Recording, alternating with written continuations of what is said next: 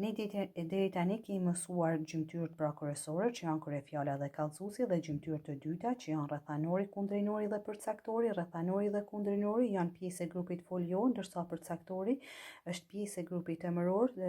Mësimi bën fjalë pra në lidhje me gjymtyrët të dyta ku do të zhvillohen disa ushtrime. Kemi përzgjedhur ushtrimin 1 ku do të dallojmë ndërse fjalët më të zeza tregojnë rrethana, pra janë rrethanor ose objektin dhe apo kundrinor. Po i lexojmë fjalitë dhe po i gjejmë pra funksionin e fjalëve të cilat janë të theksuara me ngjyrë të zezë. Zogjt kishin ndorruar shumë qerdhe në degët e një plepi të lartë. Ku kishin ndorruar shumë qerdhe pra zogjt? Në degët e një plepi të lartë. Në këtë rast kemi të bëjmë pra me një rrethanor vendi. Era lëvizte degët të mollës së kuqe, atëherë çfarë lëvizte era ose cilët lëvizte era? Degët të mollës së kuqe. Kemi të bëjmë një kundrinor të drejtë të shprehur me grup emëror, pra tregon objektin. Piktori u holli një vështrim të shpejt maleve që ngriheshin te dhe shtëpive të bardha rreth Skudrinës, cilave u holli piktori një vështrim të shpejt maleve dhe shtëpive. Në këtë rast kemi të bëjmë një kundrinor të zhdrejtë, pra janë dy kundrinor të zhdrejtë, njëri i shprehur maleve me emër në rastin dhanore, ndërsa tjetri i shprehur me grup emëror. Ritheksojmë që kundrinori i zhdrejtë shpreh gjithnjë me emra për emra, pra pjesë të ndryshme ligjërate të cilat janë në rastin dhanore. Mbrëmjet ishin të freskëta dhe në shtëpi nuk rrihej pa zjarr. Ku nuk rrihej pa zjarr? Në shtëpi. Në këtë rast tregon një rrethan vendi, prandaj në shtëpi merret rrethanor vendi shprehur me emër me para fjalë. Maleve kishte rënë dëbore malle. Ku kishte rënë dëbore malle? Maleve. Në këtë rast kemi të bëjmë me rrethanor të shprehur me emër. Ne do të flasim në lidhje dhe me ushtrimin 4, ku do të kalojmë foljet nga forma veprore në formë jo veprore. Kur bëhet pra shndërrimi i foljeve nga forma veprore në jo veprore, ne shikojmë që fjalia pëson ndryshime, sepse kryefjala bëhet kundrinor dhe kundrinori bëhet pra kryefjalë.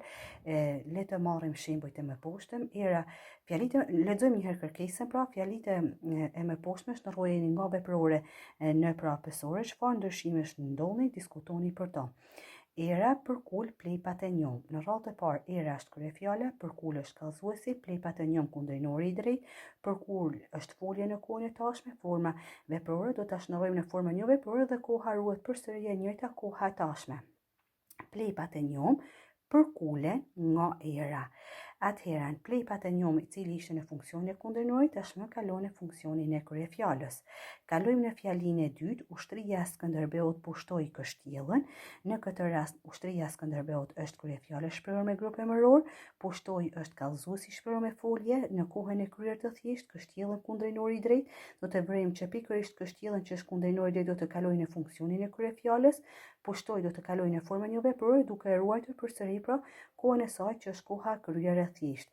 Kështjella u pushtua nga ushtria e Skënderbeut. Kalojmë tek fjalia tjetër, imagjinata popullore. Ka endër ndër shekuj shumë legjenda për Skënderbeun. Ndalemi te kallëzuesi, ka endër i cili është shprehur me folje në kohën e kryer. Bëjmë kalimin nga forma veprore në jo veprore, përsëri pra kallëzuesi shprehet me folje, po që është përsëri në kohën e kryer. Shumë legjenda pra për Skënderbeun janë endër ndër shekuj nga imagjinata popullore. Hëna plot zbehu ndriqimin e yjeve. Shikojmë se kallëzuesi është shprehur me foljen zbehu, është në kohën e kryer të thjeshtë, ndriqimi i yjeve është kundrinori i drejtë.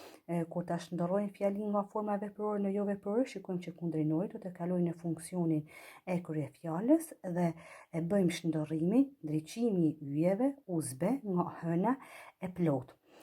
Perdja e trash e mjegullës mbuloi majat e maleve.